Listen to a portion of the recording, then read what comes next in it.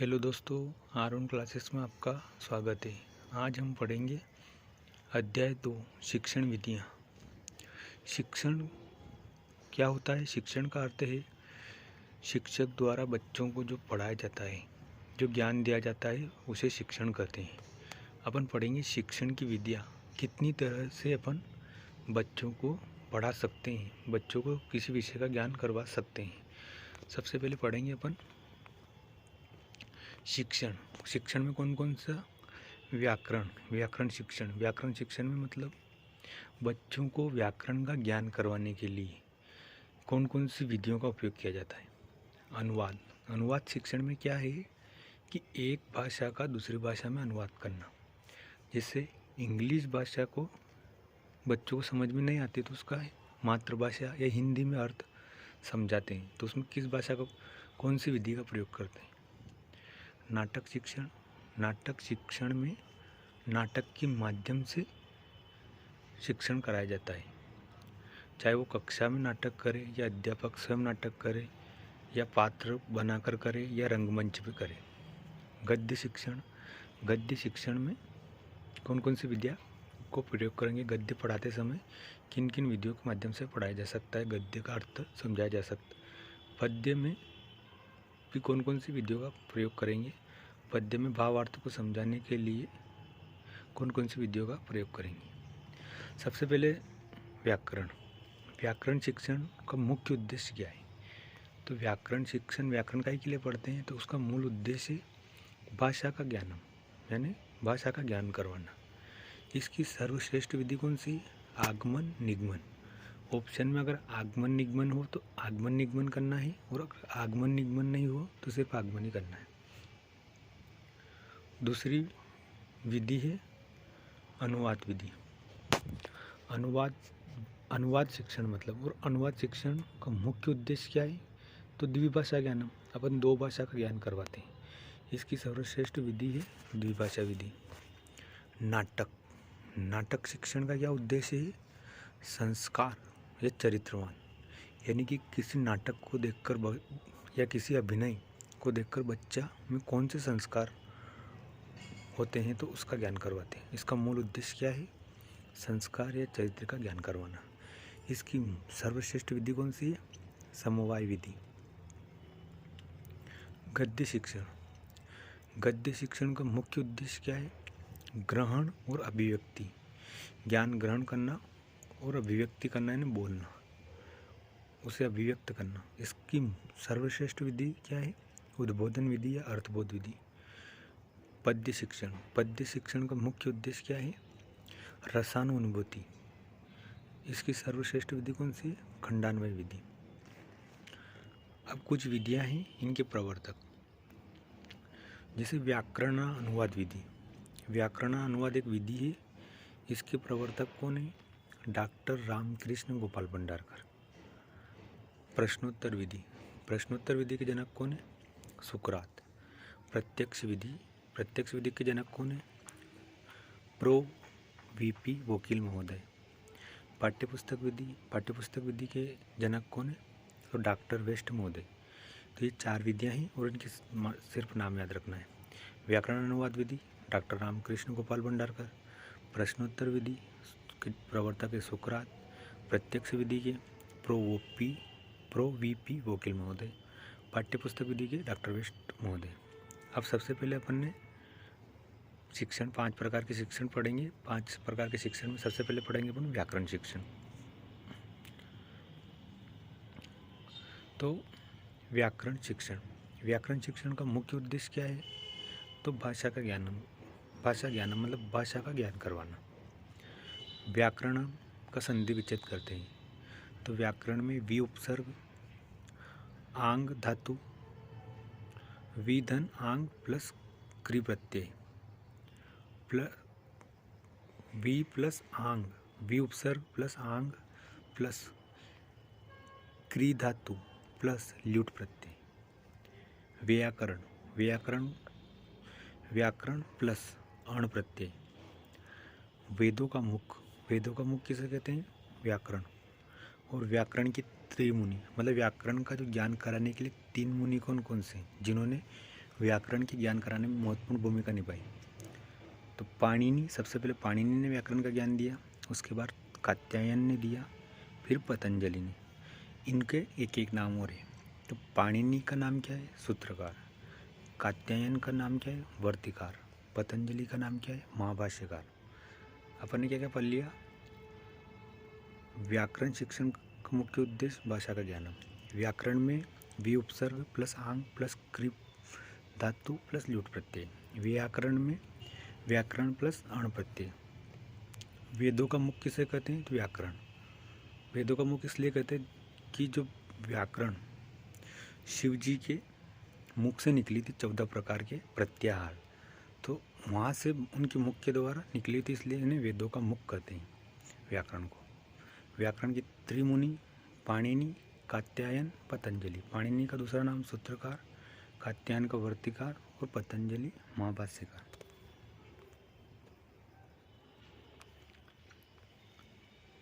व्याकरण का अपर नाम। व्याकरण का दूसरा नाम क्या है? अष्टाध्यायी। अष्टाध्यायी एक रचना है। इसकी रचना किसने करी? पाणिनि ने। लेकिन जो अष्टाध्यायी है उसे दूसरा नाम शब्दानुशासनम, यह नाम पतंजलि ने दिया था। तो व्याकरण का दूसरा नाम क्या है? अष्टाध्यायी। लेकिन अष्टाध्यायी का नाम किसने रखा? पाणिनि ने। अष्टाध्यायी नाम पाणिनि ने, लेकिन अष्टाध्यायी को दूसरा नाम शब्दानुशासनम यह पतंजलि ने दिया था।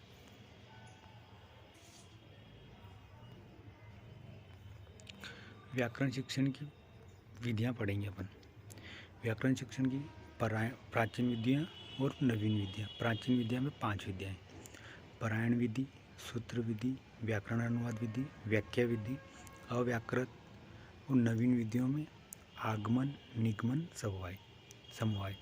तो ऐसे पूछ सकता है कि व्याकरण की कौन कौन सी विधियाँ हैं? तो 5 प्राचीन है, 3 नवीन है। इनमें से पूछ सकता है कि नवीन कौन सी है? तो आगमन, निगमन, समवाय। पुरानी कौन सी है? पारायण, सूत्र, व्याकरण अनुवाद, व्याख्या, अव्याकृत विधि। अब अपनी विधि को डिटेल से पढ़ेंगे। सबसे पहले पढ़ेंगे अपन पारायण विधि। वैदिक मंत्रों का सस्वर पाठ पारायण कहलाता है। ब्रह्मचारी पूर्व दिशा में मुख करता है। पाणिनि के समय प्रचलन में आई और कंठस्थीकरण पर बल देती है। तो पारायण विधि में क्या है कि कोई व्यक्ति पारायण विधि में वैदिक मंत्रों को सस्वर पाठ करते हैं, बस उच्चारण करते हैं उसका, और ब्रह्मचारी पूर्व दिशा में करके मुख करता है और कंठस्थीकरण पर बल देती है। तो इसमें से पूछते हैं कि पूर्व दिशा में मुख कर कौन सी विधि में प्रयोग करते हैं? तो पारायण विधि। व्याकरण अनुवाद विधि। तो व्याकरण अनुवाद विधि का दूसरा नाम क्या है? भंडारकर विधि। भंडारकर विधि क्यों कहते हैं? क्योंकि ये भंडारकर नामक प्रवर्तक ने दी थी इस विधि को, इसलिए इसे भंडारकर विधि भी कहते हैं। प्रवर्तक कौन है? डॉक्टर रामकृष्ण गोपाल भंडारकर। यह विधि व्याकरण व अनुवाद पर बल देती है। तो व्याकरण को सिखाने के लिए इस विधि का उपयोग किया जाता है। तो नाम से पता चल रहा है व्याकरण अनुवाद, यानी इसमें व्याकरण व अनुवाद दोनों सिखाए जाते हैं। अगली विधि सूत्र विधि। सूत्र विधि को पांडित्य विधि भी कहते हैं। सूत्र कौन बोलते? पंडित लोग, इसे पांडित्य विधि भी कहते हैं। परंपरागत विधि, क्योंकि पुराने ज़माने में बोलते थे सूत्र ऋषि मुनि, तो इसलिए इसे परंपरागत विधि कहते हैं। पाणिनि या कात्यायन के समय प्रचलन में आई। इस विधि में व्याकरण के नियमों को सूत्रों के माध्यम से बताया जाता है। यह अमनोवैज्ञानिक विधि है, सामान्य से विशिष्ट की ओर शिक्षण सूत्र पर आधारित है। तो अपन शिक्षा शास्त्र में आगमन निगमन विधि पढ़ते हैं। तो निगमन विधि में क्या कि उसमें सामान्य से विशिष्ट की ओर, यानी नियम, उसमें पहले नियम दिए जाते हैं और उसके माध्यम से उदाहरण की ओर जाते हैं। तो उस विधि पर आधारित है कि सूत्र के माध्यम, पहले सूत्र प्रयोग किए जाते हैं और उसके माध्यम से उदाहरण दिए जाते हैं। तो उस आधार पर ये विधि है सूत्र विधि, इसलिए इसे अमनोवैज्ञानिक विधि कहते हैं। क्योंकि निगमन विधि अमनोवैज्ञानिक विधि है जो सामान्य से विशिष्ट शिक्षण की ओर पर आधारित है, निगमन विधि। इसलिए सूत्र विधि भी सामान्य से विशिष्ट की ओर शिक्षण सूत्र पर आधारित है, इसलिए इसे अमनोवैज्ञानिक विधि कहते हैं।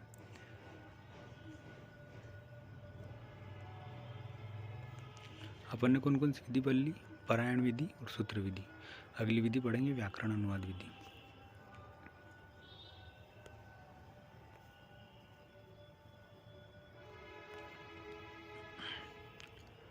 सूत्र विधि। सूत्र विधि में सूत्र कितने प्रकार के होते हैं? 6। संज्ञा, परिभाषा, विधि, नियम, अतिदेश, अधिकार। ऐसे पूछ सकते हैं कि सूत्र इनमें से कौन सा है, इनमें से कौन सा नहीं, क्या उपयुक्त सभी, इस प्रकार से क्वेश्चन आएगा। तो सूत्र कितने प्रकार के? 6। संज्ञा, परिभाषा, विधि, नियम, अतिदेश, अधिकार। अगली विधि है व्याख्या विधि। व्याख्या विधि है पतंजलि के समय प्रचलन में आई। व्याख्या विधि पतंजलि के समय प्रचलन में आई। यह व्यावहारिक पक्ष पर अधिक बल देती है। व्याख्या के 4 अंग हैं: चर्चा, उदाहरण, प्रत्युदाहरण, वाक्याधार। चर्चा, इसमें सामान्य बातचीत करते हैं। फिर व्याख्या, उदाहरण के माध्यम से व्याख्या करते हैं। प्रत्युदाहरण, उसके जैसे उदाहरण देते हैं। वाक्य आधार, उसके मिलते जुलते वाक्य के आधार पर व्याख्या करते हैं। व्याख्या में क्या है कि गुरुजी किसी प्रसंग की व्याख्या करते हैं या शिक्षक किसी प्रसंग की व्याख्या करते हैं और बच्चे आराम से सुनते हैं, तो उसे व्याख्या विधि कहते हैं। अव्याकृत विधि, इसका अपर नाम है भाषा संसर्ग विधि। इस विधि में भाषा के साथ साथ व्याकरण का ज्ञान भी दिया जाता है और अभ्यास पे बल दिया जाता है।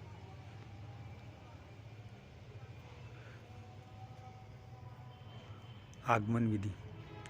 आगमन विधि, अब नवीन विधियाँ पढ़ेंगे 3: आगमन, निगमन,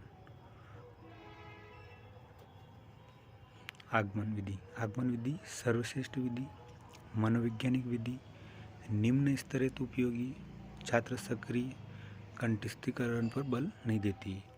यह विधि उदाहरण से नियम की ओर है, विशिष्ट से सामान्य की ओर है। इसमें बच्चों को पहले उदाहरण समझाए जाते बहुत सारे, और बहुत सारे उदाहरणों के माध्यम से नियम की स्थापना करते हैं। छात्र सक्रिय रहते हैं, छात्र बार बार उदाहरण करते हैं। छोटे बच्चे निम्न स्तर के उदाहरण का प्रयोग करते हुए नियम की स्थापना करते हैं। इसे आगमन विधि कहते हैं। कंठस्थीकरण पर बल नहीं देती, क्योंकि बार बार उदाहरणों के माध्यम से समझाते हैं। सूत्र याद नहीं करते, इसमें उदाहरणों के माध्यम से सूत्र स्थापित करते हैं, इसलिए कंठस्थीकरण पर बल नहीं देती है।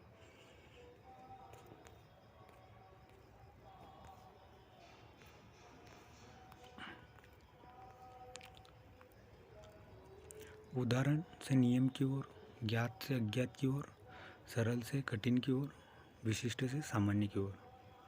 अब निगमन विधि। अमनोवैज्ञानिक विधि, यह आगमन विधि की विपरीत विधि है। अमनोवैज्ञानिक विधि उच्च स्तर पर आधारित है। छात्र निष्क्रिय रहते हैं, कंठस्थीकरण पर बल देते हैं, नियम से उदाहरण की ओर, लक्षण से लक्ष्य की ओर, अज्ञात से ज्ञात की ओर, कठिन से सरल की ओर, सामान्य से विशिष्ट की ओर, संश्लेषण से विश्लेषण की ओर। अगली विधि है समवाय विधि।